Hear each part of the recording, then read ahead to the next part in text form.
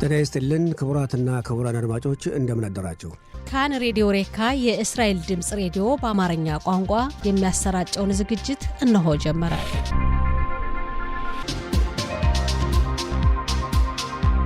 ጤና ይስጥልን ክቡራትና ክቡራን አድማጮቻችን እንደምን አደራችሁ።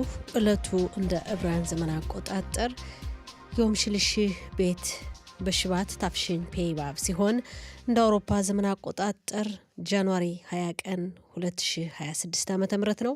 እንደ ኢትዮጵያ ዘመን አቆጣጠር ደግሞ ጥር 12 ቀን 2018 ዓ.ም ነው። የጧቱ ስርጭታችን እነሆ ጀመረ። የቴክኒክ ባለሙያችን ሞሼ ሞሽኮቪች ሲሆን የስቱዲዮ ተረኛ አስተናጋጅ ወርቅነሽ እሸቴ ነኝ። ያሉን ዝግጅቶች በቅድሚያ ዜና እናሰማና ከዛም ጋዜጦች በዛሬ እትማቸው ለአንባቢያን ያቀረቧቸውን ዋና ዋና ርዕሰ ጉዳዮችን እንመለከታለን። ከአድማጭ ጋርም የስልክ ውይይት ይኖረናል። ስርጭታችን እንደተለመደው እስከ 7 ሰዓት ድረስ ይቀጥላል። አብራችሁን ቆዩ። አሁን የጧቱን ዜና እነሆ። በቅድሚያም አርዕስተ ዜና። በይሁዳና ሰማሪያ የሽብርተኛ እንቅስቃሴ ከ2024 ዓ.ም አንጻር ባለፈው ዓመት በ80 እጅ እንደቀነሰ ተገለጸ። የሕግና ፍትህ ሚኒስትር ያሪቭ ለቪን በፍትህ ስርዓቱ ላይ የሚደረገው ወሳኝ ማሻሻያ ግስጋሴ እየታየበት መሆኑን ገለጹ። የኢየሩሳሌም አውራጃ ፍርድ ቤት ትናንት ፈቃድ በሌለው ሙያ ለህፃናት በሞቱት 2 ህፃናት ላይ ምርመራ እንዲካሄድ ወሰነ። ሞሮኮ የጋዛ ሰርጥን ግንባታ እንዲቆጣጠር የአሜሪካው ፕሬዝዳንት ዶናልድ ትራምፕ ካቋቋሙት የሰላም ምክር ቤት አባል ለመሆን እንደምትፈልግ አስታወቀች። የሚሉት ዋና ዋና ዜናዎች ናቸው። ዝርዝሩን እነሆ። የኢየሩሳሌም አውራጃ ፍርድ ቤት ትናንት ፈቃድ በሌለው ሙያ ለህፃናት በሞቱት 2 ህፃናት ላይ ምርመራ እንዲካሄድ ወሰነ። የህፃናቱ አስከሬን በሕክምና ባለሙያዎች ቀዶ ሕክምና እንዲደረግለት የሚቃወሙት ወላጆች የሚወክለው ዛካ የተሰኘው ድርጅት የፍርድ ቤቱን ውሳኔ በመቃወም ይግባኝ እንዲጠይቁ ያደረገ ሲሆን በጉዳዩ ዛሬ ችሎት ይካሄዳል ተብሎ ይጠበቃል። ህፃናቱ እንዲሞቱ ምክንያት የሆነው ድርቀትና ከፍተኛ ሙቀት ሳይሆን እንዳልቀረ የተገመተ ሲሆን እስካሁን በተካሄደው ምርመራ ለሞታቸው ምክንያት የሆነ ምንም የተረጋገጠ ነገር የለም ተብሏል። ፖሊስ የሙያ ለህፃናቱን ባለቤትና ህፃናቱን የምትንከባከበውን ሰራተኛ የስራት ጊዜ እንዲራዘም የወሰነ ሲሆን ሁለቱም ተጠርጣሪዎች በ50 ዓመት የዕድሜ ክልል እንደሚገኙ ታውቋል። የህፃናቱን አስከሬን ለምርመራ ቀዶ ጥገና እንዳይካሄድበት የሚቃወሙ በርካታ የሀረዲ ማህበረሰብ አባላት በኢየሩሳሌም በቤት ሸመሽና በሞዲን አካባቢ ሌሊቱን ሁከት የተሞላበት ተቃውሞ ሰልፍ አካሂደዋል። ሰልፈኞች ወደ ፖሊስ ድንጋይና የተለያዩ ቁሳቁሶችን በመወርወር የቆሻሻ ማጠራቀሚያዎችንም በማቃጠል ከአውቶቡሶች ስር በመተኛት መንገዶች እንዲዘጉ ማድረጋቸው ተገልጿል። ፖሊስ ጸጥታውን ለማስከበር የሰልፍ መበተኛዎችን በመጠቀም ከሰልፈኞች ጋርም ከፍተኛ ትግል እንዳደረገ ከደረሰን ዘገባ መረዳት ችለናል። የጠቅላይ ሚኒስትሩ ቢሮ ኃላፊ ጻሂ ብራቨርማን ከመስሪያ ቤቱ እንዲርቁ የቀረበውን ውሳኔ በአንድ ሳምንት ተራዘመ ተባለ። በሉድ የሚገኘው ፍርድ ቤት ትናንት ምሽት ባካሄደው ችሎት ብራቨርማን ከጠቅላይ ሚኒስትሩ ቢሮ እንዲርቁ የተደረገው ውሳኔ ይሰረዝ የሚለውን ሀሳብ ሳይቀበል ርቀው እንዲቆዩ መደረጋቸውን በአንድ ሳምንት ያራዘመ መሆኑ ተገልጿል። የሕግና ፍትህ ሚኒስትር ያሪቭ ለቪን በፍትህ ስርዓቱ ላይ የሚደረገው ወሳኝ ማሻሻያ ግስጋሴ እየታየበት መሆኑን ገለጹ። ለቪን በካን ረሸት ቤት ሬዲዮ በተደረገላቸው ቃለ መጠይቅ በፍትህ ስርዓቱ ላይ ያለውን ችግር ለመቅረፍ ብቸኛው አማራጭ ነው በማለት የፍትህ ስርዓቱን ለማሻሻል የሚያደርጉትን ትግል እንደቀጠሉና በትዕግስትና በቁርጠኝነት ከቀጠሉም ታሪካዊ ለውጥ እንደሚመጣ እርግጠኛ መሆናቸውን ገልጸዋል። ጠቅላይ ሚኒስትር ቢንያሚን ኔታንያሁ የወንጀለኞችን ድርጅት መንግስታቸው እንደ ሽብርተኛ ድርጅት አድርጎ እንደሚቆጥረው ገለጹ። ኔታንያሁ በነጌባ አካባቢ ከፍተኛ ቁጥር ያለው የፖሊስ ኃይል እንደተሰማራ የሻባክ የሀገር ውስጥ ደህንነትና መረጃ አገልግሎት ድርጅት በአካባቢው ተሰማርቶ ወንጀልን ለመቆጣጠር እስካሁን ባልተሰራባቸው መሳሪያዎች እየተጠቀመ ነው በማለት ህገወጥ መሳሪያዎችን የሚይዙና የጦር መሳሪያዎችን የሚያስኮበልሉ አካላትን ለመቆጣጠርና አስኮብላዮቹም ጸጥታ የሚያደፈርሱ ወንጀለኞች አድርጎ የሚፈርጅ ህግ እንዲወጣ ትግል እየተደረገ ነው ብለዋል። ወንጀለኛ ድርጅት በሁሉም ነገር ሽብርተኛ ድርጅት ነው ማለታቸው ተገልጿል። ጠቅላይ ሚኒስትር ናታንያሁ ንግግር ያሰሙት በወንጀልና በግጭት መንግስት ያሳየው ተከታታይ ውድቀት በሚል ርዕስ የክነሴት አባላት 40 ፊርማ ካሰባሰቡ በኋላ ትናንት በክነሴቱ በተዘጋጀው ምልአተ ጉባኤ ላይ ነው። ጉባኤው እንዲካሄድ ሀሳቡን ያቀረቡት የራአም ፓርቲ ሊቀመንበር ማንሱር አባስ ናቸው። የክነሴት አባል ማንሱር አባስ በጉባኤው መክፈቻ ላይ ባሰሙት ንግግር የወንጀል ድርጊትን ለመቆጣጠር ከተመደበው በጀት ከግማሽ ያነሰ ብቻ ጥቅም ላይ እንደዋለ ተናግረዋል። አባስ በመንግስትና በሀገር ደረጃ ውድቀት አይተናል።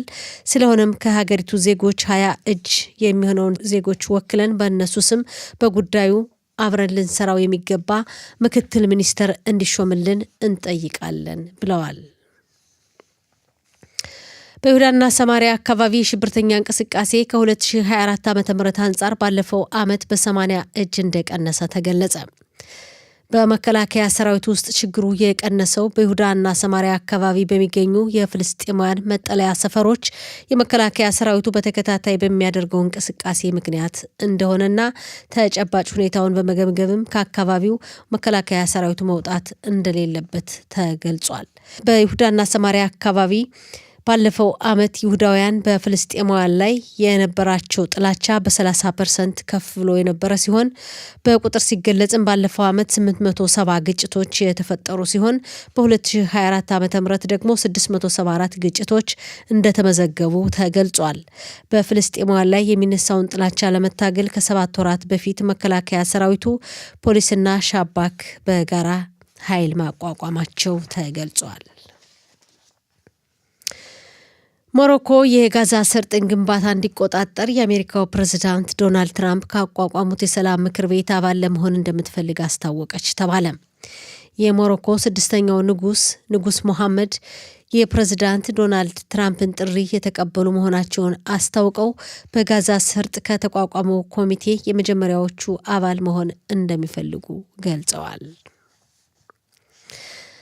በመጨረሻም የአየር ንብረት ትንበያ ዛሬ ቀዝቃዛማ ይሆናል። በሰሜንና በመካከለኛው እስራኤል ከፍተኛ ቦታዎች ኃይለኛ ምስራቃዊ ነፋስ መንፈስ ይጀምራል። ነገ ረቡዕና ከነገ ወዲያ ሐሙስ የሙቀቱ መጠን ደረጃ በደረጃ እየጨመረ የሚሄድ ሲሆን ምስራቃዊ ነፋሱም ተጠናክሮ እንደሚቀጥል የአየር ንብረት ትንበያ ባለሙያዎች ከላኩልን ዘገባ መረዳት ችለናል። የዛሬው ቀን የሙቀት መጠን በዲግሪ ሴንቲግሬድ በኢየሩሳሌምና አካባቢዋ 10፣ በቴል አቪቭ 15፣ በሃይፋ 14፣ በቤት ሻአን 15፣ በብኤር ሸባ 14፣ በኤላትና አካባቢዋ 18 ዲግሪ ሴንቲግሬድ ይደርሳል። አድማጮቻችን ዜናው አበቃ። ወደሚቀጥለው ዝግጅት ለማለፍ አጭር የሙዚቃ እረፍት እናድርግ።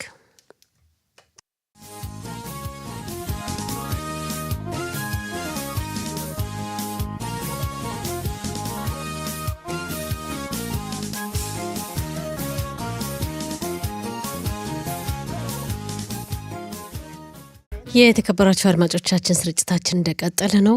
አሁን ደግሞ ጋዜጦች በዛሬ እትማቸው ለአንባቢያን ያቀረቧቸውን ዋና ዋና ርዕሰ ጉዳዮች እንመለከታለን።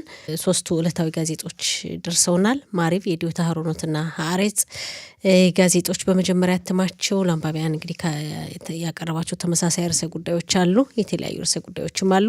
ማሪቭን ስንመለከት በመጀመሪያ ገጹ ላይ ትናንት በኢየሩሳሌም ከተማ ሮሜማ በተባለው ሰፈር በአንድ የህፃናት መንከባከቢያ ማኦን ይባላል በኢብሪት ወይም ያለ ህፃናት ግን እድሜያቸው ገና በለጋ እድሜ ያሉ 1 ዓመት በታች የሆኑ ህፃናት ነው በአብዛኛው እንክብካቤ የሚደረግላቸው። እዛ ቦታ የግል ነው። የግል ሆኖ ግን በመንግስት ያልታወቀ መንግስት ቁጥጥር የማያደርግበት ፈቃድ የሌለው እንግዲህ መንግስት ፈቃድ ያልሰጠው ህገወጥ የሆነ የህፃናት መንከባከቢያ ሙያ ለህፃናት ነው። አደጋ ደርሷል። በአደጋው 2 ህፃናት ህይወታቸው አልፏል። አንዷ የ3 ወር ስትሆን ሁለተኛው ደግሞ የ6 ወር እድሜ ያላቸው ህፃናት ህይወታቸው አልፏል። በዚህ የህፃናት መጠበቂያ የግል ማኦን 55 ህፃናት ይጠበቁ ያው እንክብካቤ ይደረግላቸው እንደነበር ይጠበቁ እንደነበርና ከ55ቱ መካከል እንግዲህ ሁለቱ ህይወታቸው አልፏል። 53ቱ ሁሉም ያው በደረሰው ችግር ምክንያት በመጀመሪያ ችግሩ እንደተፈጠረ ምናልባት ከማሞቂያ ማዝጋን እንግዲህ በኢብሪት ማዝጋን ነው የምንለው።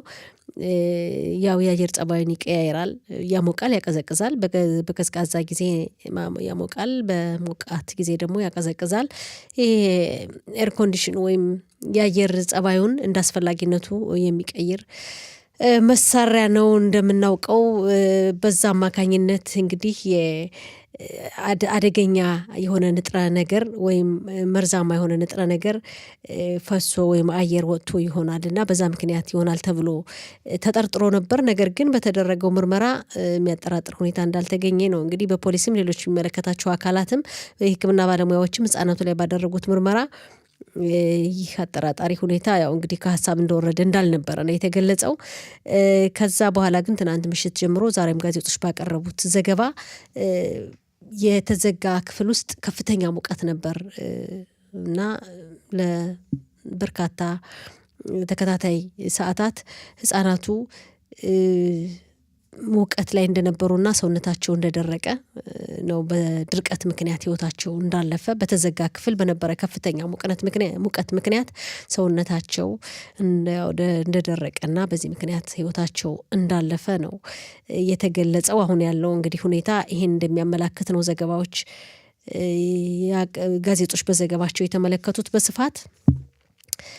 ከዚህ ጋር ተያይዞ ግን እንግዲህ ህይወታቸው ያለፈው ህጻናት አስከሬን በቀዶ ጥገና ያው ምርመራ መደረግ አለበት ተብሎ ፍርድ ቤት ኢየሩሳሌም አውራጃ ፍርድ ቤት ውሳኔ ያስተላልፏል ትናንት ምሽት። ይሁን እንጂ በሀረዲ ማህበረሰብ እንግዲህ ችግሩ የተፈጠረው ኢየሩሳሌም ከተማ ውስጥ ሃይማኖት አጥባቂዎች ሀረዲ የተባሉ የሚጠሩ የነሱ ማህበረሰብ በሚኖርበት አካባቢና የነሱ ልጆች ናቸው እንግዲህ ተቃውመዋል። የህፃናቱ አስከሬን ለምርመራ ኒቷ ወይም ኦፕሬሽን ቀዶ ጥገና መደረግ የለበትም ተቃውመዋል። ሌሊቱን በተለያዩ ከተሞች በኢየሩሳሌም፣ በቤት ሸመሽ፣ በሞዲን ከፍተኛ ግጭት የተሞላበት ሁከት የተሞላበት የተቃውሞ ሰልፍ አካሂደዋል። ከፖሊስ ጋርም ከፍተኛ ግጭት እንደነበረ ነው ዘገባዎች የሚመለከቱት። በዜና እንደተመለከት ነው። በፍርድ ቤት ግን ችግሩን ለማወቅ እንግዲህ ፍርድ ቤት ወስኗል። ይሁን እንጂ ፍርድ ቤት የወሰነውን ውሳኔ ወላጆችም እየተቃወሙ ናቸው። የወላጆች ፍቃድ ያስፈልጋል ዞሮ ዞሮ ይሄን የህክምና ሂደት ለማድረግ የቀዶ ጥገና ህክምነት እንግዲህ አስከሬኖች ላይ ያለውን የተወሰነውን ምርመራ ለማካሄድ የወላጆች ፍቃድ ያስፈልጋል። ወላጆችም እንደተቃወሙ ነው የሚገለጸው። በወላጆች ተቃውሞ እንግዲህ የፍርድ ቤቱን ውሳኔ በመቃወም ይግባኝ እንዲያቀርቡና ዛሬ ችሎት እንዲካሄድ በእነሱ ይግባኝ ላይ ችሎት ይካሄዳል ተብሎ ይጠበቃል። ይህ ጉዳይ እንግዲህ እስከ ከፍተኛው ፍርድ ቤት ይደርሳል ተብሎ እንደሚጠበቅ ማሪፍ በዘገባው ተመልክቷል። የአካባቢው ፍርድ ቤት የወሰነው ውሳኔ ተቃውሞ እየገጠመ ነው። ወላጆችም ይግባኝ አቅርበዋል። ወደ ከፍተኛው ፍርድ ቤት ይደርሳል ተብሎ ይጠበቃል። ከፍተኛው ፍርድ ቤት በጉዳዩ ችሎት እንደሚያካሄድበትና ይመለከተዋል ተብሎ ነው የሚጠበቀው። የህፃናቱ ስም አንደኛዋ ሊያ ጎሎቤንቺት ትባላለች። የ4 ወር ዕድሜ ያላት ህፃን ናት። ሁለተኛው ደግሞ አህሮን ካጽ ይባላል። የ6 ወር ዕድሜ ያለው ህፃን ነው። እንግዲህ ሁለቱም በሚያሳዝን ሁኔታ ትናንት ህይወታቸው አልፏል። አሁን ባለው ሁኔታ በከፍተኛ ሙቀት ምክንያት ባጋጠማቸው ድርቀት እንደሆነ ነው የሚነገረው። እንግዲህ በተዘጋ ክፍል ውስጥ ከፍተኛ ሙቀት ሲኖር ምንም ክረምት ቢሆን አሁን ያለው የአየር ጸባይ በጣም ቀዝቃዛ ቢሆንም ግን ደግሞ በተዘጋ ክፍል ውስጥ ከፍተኛ ሙቀት ያው ለዚህ አደጋ ሊያጋልጥ እንደሚችል ነው ዘገባዎች የሚመለከቱት። ሌላው ርዕሰ ጉዳይ ጥቅምት 7 ቀን 2023 ዓ.ም እንግዲህ በእስራኤል ላይ የደረሰውን ከፍተኛ ሽብር ጥቃት የሚመረምር መንግስታዊ ሀገር አቀፍ ኮሚቴ እንዲቋቋም ለበርካታ ጊዜ ተከታታይ ጥያቄ ቀርቧል። ይሁን እንጂ በመንግስት በኩል ደግሞ ብሔራዊ ኮሚቴ ይቋቋም የሚል ውሳኔ ላይ ተደርሶ ብሔራዊ ኮሚቴውን ለማቋቋም የክነሴቱ ህግ አርቃቂ ኮሚቴ ሂደት ላይ ነው። ትናንትም ውይይት ተደርጓል በዚህ ዙሪያ። ይግባኝ ይቀርባል ለከፍተኛው ፍርድ ቤት። መንግስት መጀመሪያ እንዲቋቋም የቀረበውን ሀሳብ አጠቃላይ ሀገር አቀፍ ኮሚቴ ይቋቋም የሚለውን ሀሳብ መቃወሙ ትክክል እንዳልሆነና ይሄም ትክክለኛውን የምርመራ ሂደት ማካሄድ እንደማያስችል ተቃውሞ እየቀረበ ነው። እንግዲህ ተቃውሞን ከሚያቀርቡት አካላት መካከል የመንግስት ሕግ አማካሪዋ ናቸው ጋሊ ባህራ ሚያራ።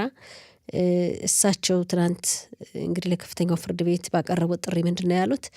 መንግስት ይህን ተቃውሞ ማቅረቡ የሀገር አቀፍ መንግስታዊ ኮሚቴ እንዲቋቋም የቀረበውን ሀሳብ መቃወሙ መንግስት ትክክለኛው የምርመራ ሂደት እንዳይካሄድ የሚያደርግ ነው። የምርመራው ሂደትን በዚህ ምክንያት እየተጓተተና ጊዜ እየወሰደ ነው።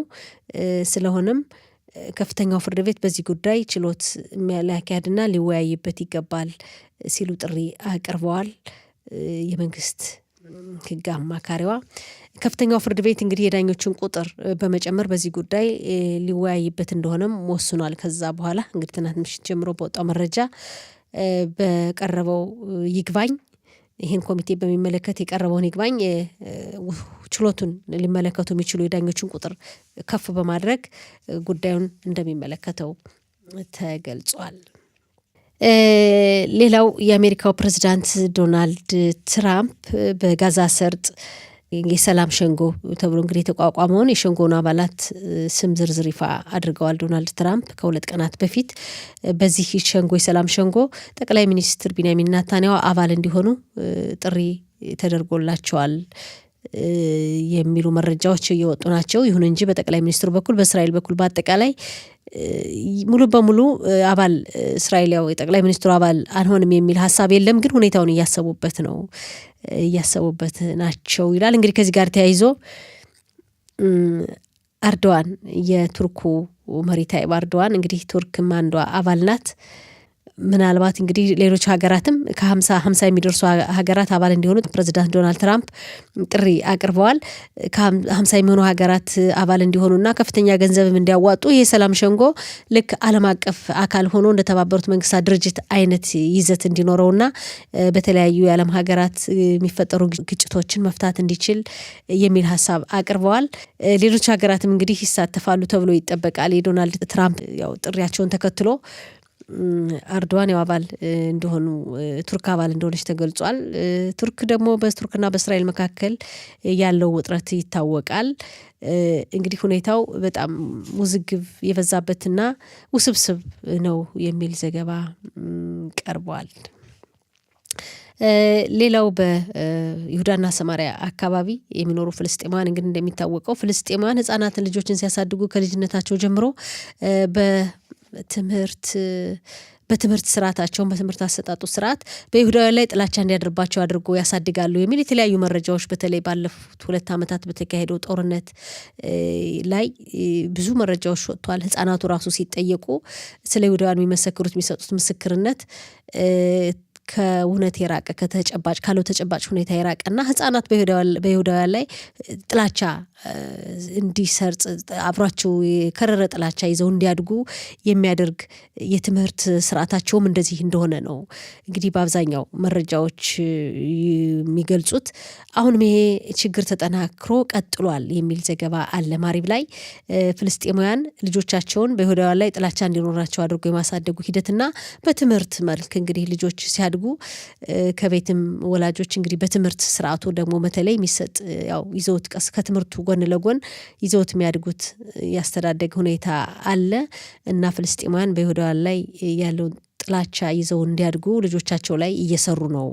ከፍተኛ ጥላቻ እንዲኖር ይሄ ሁኔታ ቀጥሏል የሚል ዘገባ አቅርቧል ማሪብና እንግዲህ ይሄው ነው። ወደ የዲዮታ ሀሮኖት ስናልፍ የዲዮታ ሀሮኖትን በመጀመሪያ ገጹ ላይ ትናንት በኢየሩሳሌም ከተማ እንግዲህ ሮሜማ በተባለው ሰፈር ከመንግስት ፍቃድ ውጭ ከህግ ውጭ በተቋቋመ ወይም በነበረ በመንግስት ባልታወቀ ሙያ ለህፃናት ላይ የደረሰውን አደጋ ነው እንግዲህ በመጀመሪያው ጋዜጣ እንደተመለከት ነው። በሚያሳዝን ሁኔታ 2 ህጻናት የ4 ወርና እድሜያቸው እንግዲህ ጋዜጦችም የተለያዩ መረጃዎችም እንደሚመለከቱት ሊያን የ3 ወር ይሏታል፣ የ4 ወር ይሏታል ህጻናት እንግዲህ ዞሮ የ3 ወር የ4 ወር የ6 ወር ህጻን ያው ነው። 1 ዓመት በታች የሆኑ ህጻናት በጣም ገና ጨርቃ ህጻናት ናቸው። የሊያን እድሜ የዲዮታ ሀሮኖት ላይ 3 ወር ይሉታል፣ ማሪብ ላይ 4 ወር ብሏታል። እሷና አሮን ደግሞ የ6 ወር ህፃን ሁለቱ ህይወታቸው አልፏል። ሌሎች እንግዲህ በአጠቃላይ በዚህ ማኦን ወይም ያለ ህፃናት 55 ህፃናት ነው የነበሩ። ሁለቱ ህይወታቸው ሲያልፍ 53ቱ አስፈላጊው የህክምና ምርመራ ተደርጎላቸው የህክምና ክትትል እየተደረገላቸው ነው። ግን የጤንነታቸው ሁኔታ በጥሩ የጤንነት ሁኔታ እንደሚገኙ ነው ጋዜጦችም በዘገባቸው የተመለከቱት። የተለያዩ መረጃዎችም እንደገለጹት ቀሪዎቹ 53 ህጻናት በጥሩ የጤንነት ሁኔታ እንደሚገኙ ነው የተገለጸው። ያው እንግዲህ ማኦን ትናንት እንደተዘጋ ተገልጿል። የዲዮታ ሀሮኖትም በዚህ ዙሪያ ነው ሰፊ ዘገባ የሰጠው። የህፃናቱ ሞት ምክንያት ይላል የዲዮታ ሀሮኖትም በተዘጋ ክፍል ውስጥ የነበረ ከፍተኛ ሙቀት ነው። ይሄ እንግዲህ ሰውነታቸው እንዲደርቅ ያው ለድርቀት ተጋልጠው ነው ህይወታቸው ያለፈው ይላልና የሚያሳዝን ሁኔታ መሆኑን በአጠቃላይ ኃላፊነቱን የሚወስድ አካል እንግዲህ በመንግስትና በእስራኤል ማህበረሰብ መካከል ያለውን መራራቅ እንግዲህ መራራቅ አለ። ይሄን ያህል 55 ህጻናት ህጋዊ ባልሆነ ማኦን ውስጥ ሲጠበቁ እንክብካቤ ሲደረግላቸው መንግስት አለማወቁና አስፈላጊው እርምጃ ለመወሰዱ በማህበረሰቡና በመንግስት መካከል ያለውን መራራቅ የሚያሳይ ነው ይላሉ እንግዲህ ዘገባዎች እንደተመለከቱት። በየዲዮታ ሀሮኖትም ያቀረበው ይሄን ነው። በማህበረሰቡና በመንግስት መካከል ሰፊ መራራቅና ልዩነት አለ፣ ግንኙነቱ ተቋርጧል ማለት እስከሚያስችል ድረስ 55 ህጻናት እንግዲህ በአንድ ህጋዊ ባልሆነ ማኦን ወይም ያለ ህጻናት ውስጥ ይህን ያህል ጊዜ እንግዲህ ሲሰራ ድርጅቱም መንግስት አለማወቅና ቁጥጥር አለመደረጉ እርምጃ አለመወሰዱ ልዩነት ያው የግንኙነት አለመኖሩን የሚያሳይ ነው በማለት ዘገባዎች እንግዲህ ተመልክተውታል በሰፊው። ሁሉም ጋዜጦች በነገራችን ላይ ሰፊ ትኩረት የሰጡት በዚህ ጉዳይ ነው። እነዚህ ህጻናት በጣም አስተማማኝ በሆነ ቦታ ሊኖሩ ይገባቸው ነበር። ትናንት አደጋው የደረሰው በጣም አስተማማኝና ምቹ እንክብካቤ ሊደረግበት በሚገባው ቦታ ሊቀመጡ የሚገባቸው ህጻናት በነበሩበት ቦታ ላይ ነው ይህ አሳዛኝበት ድርጊት የደረሰው ይላል የዲዮታ ሀሮኖት በዘገባውና እንዲህ አይነት እንግዲህ ከ1 ዓመት በታች ያሉ ህጻናት እድሜያቸው ከ1 ዓመት በታች የሆኑ ህጻናት በእንደዚህ አይነት ቦታ መኖር አልነበረባቸውም ነው የሚለው። ወደ በቀጣዩ ጋዜጣ ስናልፍ ሀሬጽም እንደዚሁ የህፃናቱን ጉዳይ ነው ትናንት በኢየሩሳሌም ከተማ የደረሰውን ይህን አደጋ በሰፊው ተመልክቶታል። 2 ህጻናት እንግዲህ በግዴለሽነት ህይወታቸው አለፈ፣ ከ1 ዓመት በታች የሆኑ ህጻናት ይላልና በዚህ ጉዳይ ሰፊ ስራ ሊሰራ እንደሚገባው ሰፊ ዘገባ አቅርቧል። ሀሬጽ ያቀረበው ሌላው ርዕሰ ጉዳይ በጋዛ ሰርጥ የተቋቋመው የሰላም ምክር ቤት፣ በዚህ ምክር ቤት የአሜሪካው ፕሬዝዳንት ዶናልድ ትራምፕ ሀገራቱ እንዲሳተፉ የዓለም ሀገራት ጥሪ አቅርበዋል። ፈረንሳይ እንደማትሳተፍ አስታውቃለች። ፈረንሳይ ቀጥታ የሆነ ትችትን በመስጋት እንደማትሳተፍ አስታውቃለች። ሌሎች የአውሮፓ ሀገራትም ምዕራባውያን ሀገራት እያሰቡበት ነው፣ ግን ይሳተፋሉ ተብሎ አይጠበቅም። እስካሁን ድረስም ለዶናልድ ትራምፕ ጥሪ ምላሽ የሰጠ ሀገር የለም። ለወደፊቱም ይሳተፋሉ ተብሎ አይጠበቅም። በተለይ የምዕራብ ሀገራት በዚህ ኮሚቴ አባል ይሆናሉ ተብሎ አይጠበቅም። እስካሁን ምላሽ የሰጠ ሀገር የለም የሚል ዘገባ አቅርቧል። ሌላው የፍልስጤማውያን ምንጮች እስራኤል በጋዛ ሰርጥ ይሄ የሰላም ኃይል እንግዲህ ዶናልድ ትራምፕ ያቋቁሙት የተለያዩ ሀገራት ተወጣጣ ኃይል ይቋቋማል ተብሎ ነው የሚጠበቀው። ከዚህ የሰላም ምክር ቤት ቀጥሎ ያዛን መልሶ ግንባታና ልማት የሚቆጣጠር እንግዲህ ዓለም አቀፍ ኃይል ይቋቋማል።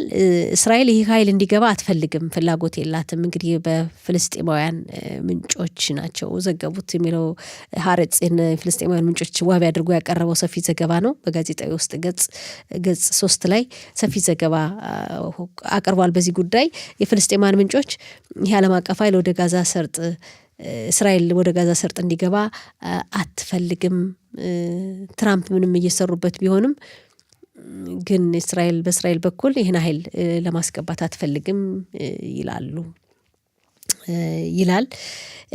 ሌላው ትናንት የክነሴቱ የህግ አርቃቂ ኮሚቴ በዚህ ጥቅምት 7ቱን ጥቃት የሚመረምር ኮሚቴ እንግዲህ ፖለቲካዊ ኮሚቴ እንዲቋቋም ትናንት ውይይት አደረገ ነው የሚለው። አገር አቀፋዊ መንግስታዊ ኮሚቴ ይቋቋም የሚለው ቀርቶ ያው መንግስት ባቀረበው አማራጭ ብሔራዊ ኮሚቴ ወይም ደግሞ እንደ ሐሬስ ዘገባ ፖለቲካዊ የምርመራ ኮሚቴ እንዲቋቋም በሚለው ሀሳብ ላይ ትናንት የክነሴቱ የህግ ጉዳይ ቋሚ ኮሚቴ ተወያይቶበታል።